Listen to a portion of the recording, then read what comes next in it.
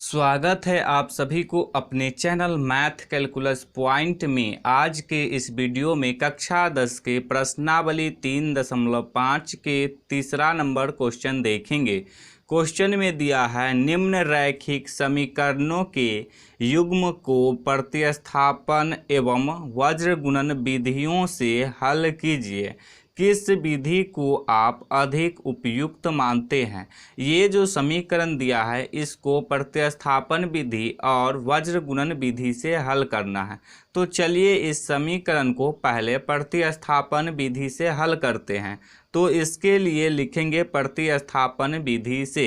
अब समीकरण को लिख देते हैं। समीकरण है 8x प्लस 5y बराबर 9, इसको ले लेंगे समीकरण 1।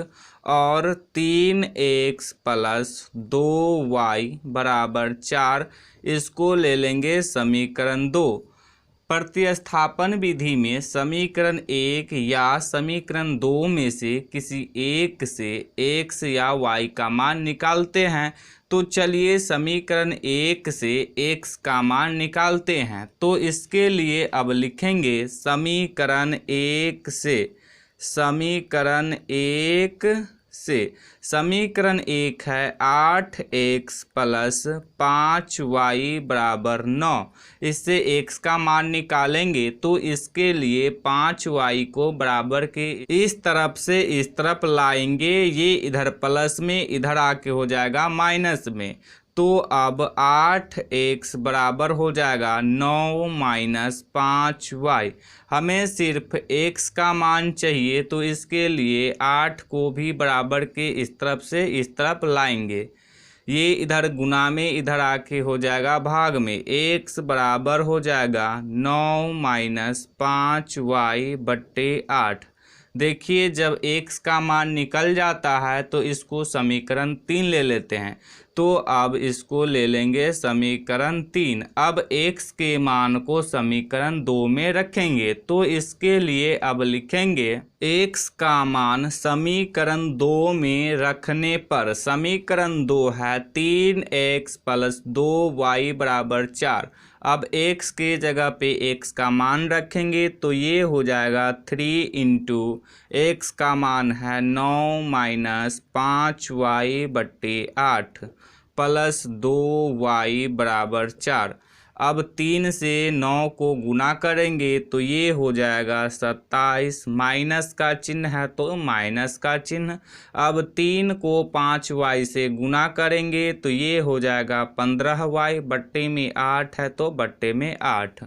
प्लस का चिन्ह है तो प्लस का चिन्ह दे देंगे। 2y बराबर 4। देखिए 2y के हर में कुछ नहीं है तो 1 ले सकते हैं, तो 1 ले लिए। इसी तरह से 4 के हर में कुछ नहीं है तो 1 ले सकते हैं, तो इसके हर में भी 1 ले लिए। देखिए ये बट्टा पर के जोड़ के रूप का हो गया। तो इसको बट्टा पर का जोड़ करेंगे तो इसके लिए 8 और 1 का एलसीएम देंगे तो एलसीएम हो जाएगा 8। अब 8 से 8 में भाग देंगे तो 1 से कटेगा। अब 1 से 27 माइनस 15y को गुना करेंगे तो ये हो जाएगा 27 माइनस 15y। प्लस का चिन्ह है तो अब प्लस का चिन्ह दे देंगे। अब 1 से 8 में भाग देंगे तो 8 से कटेगा। 8 को 2y से गुना करेंगे तो ये हो जाएगा 16y बराबर 4 बट्टे 1। अब इसको तिर्यक गुना करेंगे। तिर्यक गुना करेंगे तो इसके लिए 27 माइनस 15y प्लस 16y को 1 से गुना करेंगे तो ये हो जाएगा 27 माइनस 15y प्लस 16y। बराबर का चिन्ह है तो अब बराबर का चिन्ह दे देंगे। अब 8 को 4 से गुना करेंगे तो ये हो जाएगा 32। 27 को बराबर के इस तरफ से इस तरफ लाएंगे। ये इधर प्लस में, इधर आके हो जाएगा माइनस में। तो अब ये हो जाएगा 15y प्लस 16y बराबर 32 माइनस 27। देखिए 16y में से 15y को घटाएंगे तो हो जाएगा y। बराबर का चिन्ह है तो बराबर का चिन्ह। अब 32 में से 27 को घटाएंगे तो हो जाएगा 5, तो y बराबर हो गया 5। तो y का मान आ गया 5। अब y के मान को समीकरण 3 में रख देंगे। तो इसके लिए अब लिखेंगे y का मान समीकरण 3 में रखने पर, समीकरण 3 है x बराबर 9 माइनस 5y/8।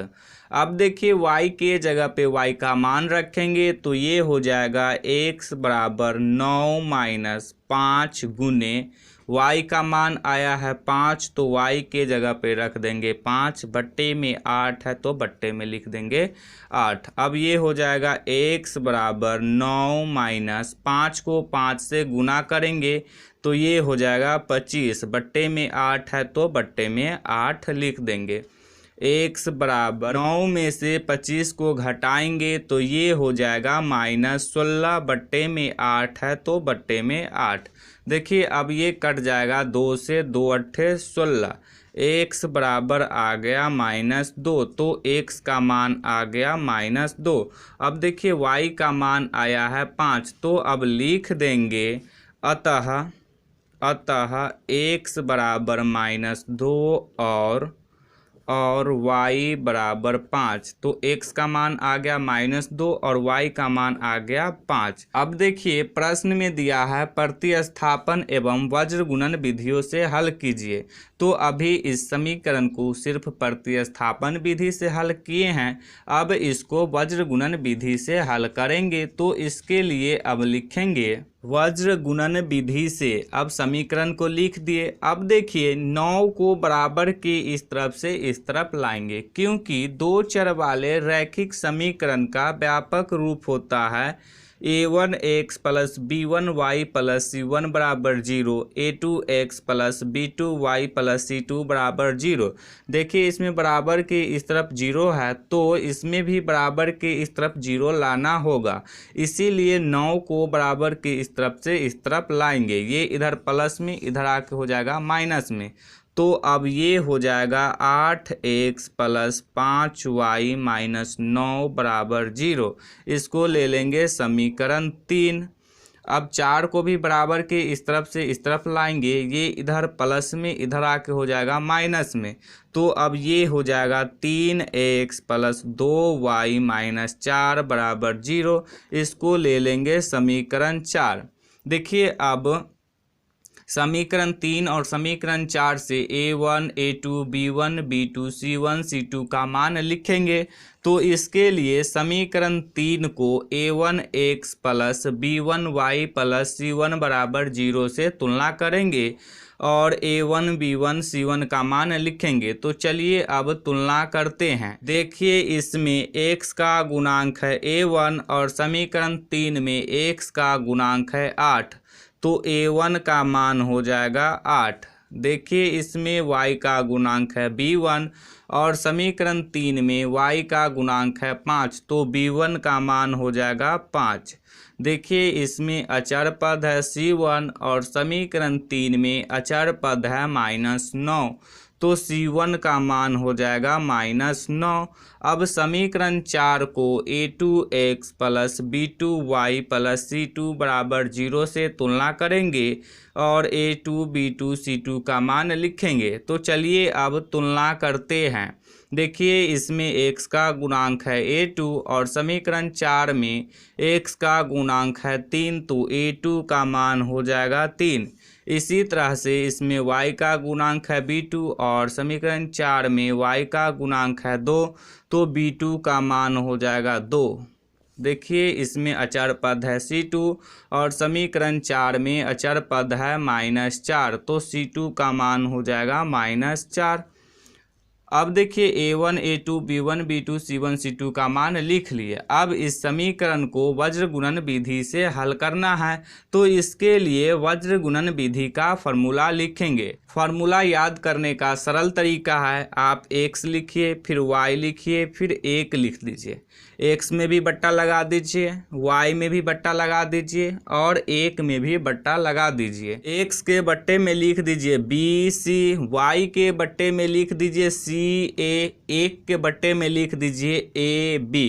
देखिए x के बट्टे में BC लिखे है तो माइनस दे करके फिर लिख दीजिए BC। y के बट्टे में CA लिखे है तो माइनस दे करके फिर लिख दीजिए CA। 1 के बट्टे में AB लिखे है तो माइनस दे करके फिर लिख दीजिए AB। अब देखिए इसमें 12 21 लगा दीजिए, 12 21 12 21 12 21। अब इस बीच में बराबर का चिन्ह लगा दीजिए। तो ये हो गया वज्र गुणन विधि का फॉर्मूला। अब A1 A2 B1 B2 C1 C2 का मान अब इस फार्मूला में रखेंगे। तो चलिए मान को रखते हैं। तो x बट्टे देखिए B1 का मान है 5 तो B1 के जगह पे लिख देंगे 5 गुने C2 का मान है -4 तो C2 के जगह पे लिख दिए -4। अब माइनस का चिन्ह है तो माइनस का चिन्ह दे दिए। अब देखिए B2 का मान है 2 तो B2 के जगह पे लिख दिए 2 गुने C1 का मान है -9 तो C1 के जगह पे लिख दिए -9। बराबर का चिन्ह है तो बराबर का चिन्ह दे दिए। y बट्टे C1 का मान है -9 तो C1 के जगह पे लिख देंगे -9 गुने A2 का मान है 3 तो A2 के जगह पे लिख देंगे 3। माइनस का चिन्ह है तो माइनस का चिन्ह। C2 का मान है -4 तो C2 के जगह पे लिख दिए -4 गुने A1 का मान है 8 तो A1 के जगह पे लिख दिए 8। बराबर का चिन्ह है तो अब बराबर का चिन्ह लगा दिए। 1 बट्टे A1 का मान है 8 तो A1 के जगह पे लिख दिए 8 गुने B2 का मान है 2 तो B2 के जगह पे लिख दिए 2। माइनस का चिन्ह है तो माइनस का चिन्ह। A2 का मान है 3 तो A2 के जगह पे लिख दिए 3 गुने B1 का मान है 5 तो B1 के जगह पे लिख दिए 5। अब इसको हल करेंगे तो ये हो जाएगा x बट्टे 5 को -4 से गुना करेंगे तो ये हो जाएगा -20। 2 को -9 से गुना करेंगे तो ये हो जाएगा -18। देखिए यहाँ पे माइनस लगा हुआ है पहले से तो माइनस माइनस हो जाएगा प्लस, तो ये हो जाएगा +18। बराबर का चिन्ह है तो बराबर का चिन्ह दे देंगे। y बट्टे -9 को 3 से गुना करेंगे तो ये हो जाएगा -27। -4 को 8 से गुना करेंगे तो हो जाएगा -32। देखिए यहाँ माइनस पहले से लगा हुआ है तो माइनस माइनस हो जाएगा +32। बराबर का चिन्ह है तो बराबर का चिन्ह दे देंगे। 1 बट्टे 8 को 2 से गुना करेंगे हो जाएगा 16। माइनस का चिन्ह है तो माइनस का चिन्ह। 3 को 5 से गुना करेंगे तो ये हो जाएगा 15। अब इसको और आगे हल करेंगे तो ये हो जाएगा x बट्टे 18 में से 20 को घटाएंगे तो हो जाएगा -2। बराबर का चिन्ह है तो बराबर का चिन्ह। y बट्टे 32 में से 27 को घटाएंगे तो ये हो जाएगा 5। बराबर का चिन्ह है तो बराबर का चिन्ह। 1 बट्टे 16 में से 15 को घटाएंगे तो ये हो जाएगा 1। देखिए एक बार इसको इसके बराबर में लिख देंगे जिससे कि x का मान निकल जाएगा। फिर एक बार इसको इसके बराबर में लिख देंगे जिससे कि y का मान निकल जाएगा। तो चलिए अब बराबर करके लिख देते हैं। तो ये हो जाएगा x बट्टे -2 बराबर 1 बट्टे 1, y बट्टे 5 बराबर 1 बट्टे 1। अब इसको तिर्यक गुना करेंगे तो इसके लिए x को 1 से गुना करेंगे तो ये हो जाएगा x। बराबर का चिन्ह है तो बराबर का चिन्ह। फिर -2 को 1 से गुना करेंगे तो हो जाएगा -2। तो x का मान आ गया -2। अब इसको भी तिर्यक गुना करेंगे तो y को 1 से गुना करेंगे तो हो जाएगा y। बराबर का चिन्ह है तो बराबर का चिन्ह। फिर 5 को 1 से गुना करेंगे तो हो जाएगा 5। तो y का मान आ गया 5 और x का मान आया है -2।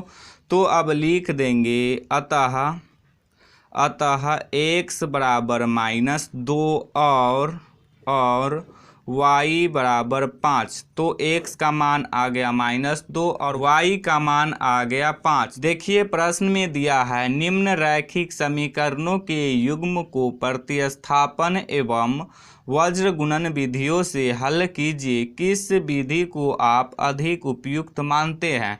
तो इस समीकरण को प्रतिस्थापन विधि से हल कर लिए और फिर इसको वज्र गुणन विधि से भी हल कर लिए हैं। तो दोनों विधि से हल किए हैं तो x का मान आया है -2 और y का मान आया है 5। तो यही हो जाएगा इसका आंसर।